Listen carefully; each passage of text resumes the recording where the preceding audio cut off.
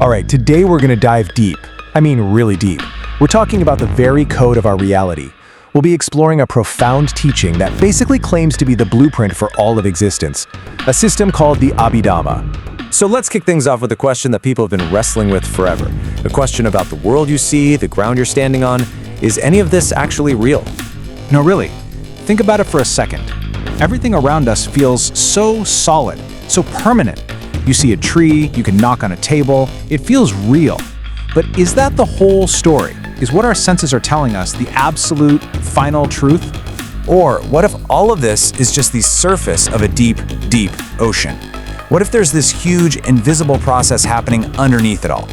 Well, a system called the Abhidhamma gives a pretty startling answer, and believe me, the story of where it comes from is just as wild. Now, the origin of this teaching is, well, it's just as mind-bending as the teaching itself. This wasn't something shared in a quiet monastery or under a tree here on Earth. Oh no, the story is way more extraordinary than that. You know, most people, and I was right there with them, just assumed this was taught to a human audience in a pretty normal way. But when you look into it, the source material tells a completely different story. The very first time this complex science of reality was ever explained, it wasn't for human ears at all. Get this, it was taught in one single uninterrupted sermon that lasted for 3 full months, day and night, non-stop, a continuous stream of the deepest knowledge imaginable. So you have to ask, who on earth could possibly sit and listen to that? And the answer is, not us. This first sermon was actually delivered in a heavenly realm to celestial beings, or devas. And why? Well, because a human body just can't handle it. We have to eat, we have to sleep, our attention drifts. But these beings, they're free from all that. They can maintain perfect, unbroken focus for the entire 3 months, letting them absorb the whole thing as one single seamless truth. Okay, fine. That explains the audience. But wait a minute. That just brings up another obvious question. The Buddha himself was in a human body. He needed to rest and eat like any of us. So how in the world could he teach for 3 months straight without a break? And this is where the story goes from profound to something like science fiction. The answer is something called a nimitta Buddha, the created Buddha. So whenever the Buddha needed to take a break, he would create a perfect, lifelike replica of himself. I mean, identical, right down to the voice, that would just seamlessly carry on with the sermon. It was so perfect, nobody in the audience could tell the difference. It's like an advanced, living hologram created for the sole purpose of making sure that stream of knowledge was never, ever broken. So you have to wonder, why go to such incredible lengths? Why was this cosmic level teaching even necessary when there were already thousands of other sermons out there to help people? Well, the answer lies in a really brilliant analogy. This really clears it up. Think of it like this. Most of the common sermons, the suttas, are like a doctor's prescription. It's tailored specifically for you, for your illness, right now. But the Abhidhamma, that's the entire medical science. It's the universal, fundamental knowledge the doctor had to spend years mastering before they could ever write a single prescription. It's the absolute truth behind every possible condition. So this medical science of reality tells us that everything we experience is actually operating on 2 different levels at the same time. And once you get these 2 levels, a lot of the confusing stuff about the world starts to make sense. So, on one level, you've got conventional truth. These are the labels we all agree on to get by in the world. Table, car, me, you. Super useful, right? They work. But underneath that, there's the ultimate truth. And this is the reality of impersonal, fundamental processes that are just constantly flashing in and out of existence.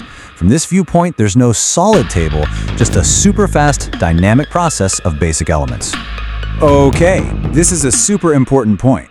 The Abhidhamma is not saying the table doesn't exist. It's not saying if someone smacks you with a piece of wood, it won't hurt. Believe me, the physical process is very real. The pain is very real. What it's saying is that our static label, the mental concept of table, is something our mind creates and slaps onto that constantly changing physical process. Let's use this table as an example. Conventionally, yeah, it's a table, we all agree. But what are you actually experiencing moment to moment? You don't experience tableness, you experience qualities, right? Hardness, cohesion holding it together, its temperature, its stillness. At the ultimate level, the reality is just an unbelievably fast flickering process of basic elements, which our mind conveniently bundles together and labels table.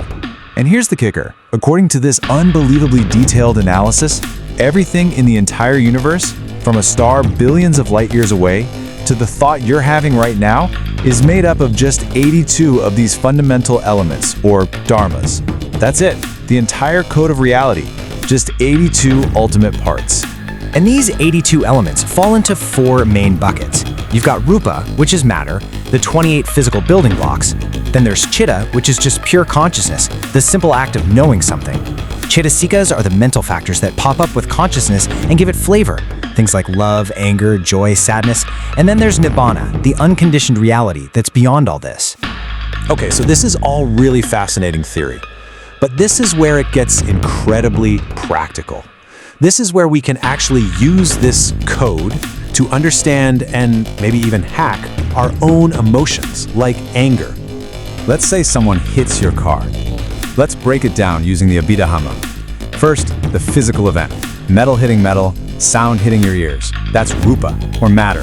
Second, Citta, or consciousness, arises. Just the bare, simple knowing of seeing and hearing. Third, a Cetasika, a mental factor kicks in. Because your mind has applied the conventional label, my car, a mental factor of aversion or displeasure arises right alongside that consciousness. And that whole combination of impersonal processes happening in a split second is what we then label, I am angry. But in ultimate reality, there wasn't a solid I who got angry, just a rapid-fire sequence of events. So what's the point?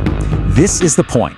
When you can see this impersonal process happening in real time, you stop identifying with the anger so much. You're no longer the victim of your own emotion. You become an observer of a natural process. And that little bit of space, that's freedom. You're not trapped by it anymore. So as we start to wrap this up, after this journey from a celestial sermon right down to the mechanics of our own mind, what's the big takeaway? What the Abhidhamma really is a new way of seeing. It's a tool for perception. I love this analogy because it's perfect. Think of the Abhidhamma as an X-ray machine. You look at a person, you see skin and form, but the X-ray sees right through that to the skeleton, the underlying machinery. This teaching does the exact same thing for our reality. It lets us see past the conventional labels of me, mine, and table, to the dynamic buzzing processes that are actually going on underneath. And why does any of this matter? Because according to this system, all of our suffering comes from clinging to those surface labels as if they're solid, permanent, and personal. When we can start to see everything, our bodies, our thoughts, our stuff, as they truly are, just impermanent, impersonal processes, well, the attachments that cause us so much grief and pain naturally start to loosen their grip. And that brings us to one last, really provocative question to leave you with. We've deconstructed our entire reality into this beautiful, intricate dance of mind and matter, a complex, flowing process. But if what we call you is just part of that process, then who or what is the one that's watching it all? Something to chew on. Thanks for joining us.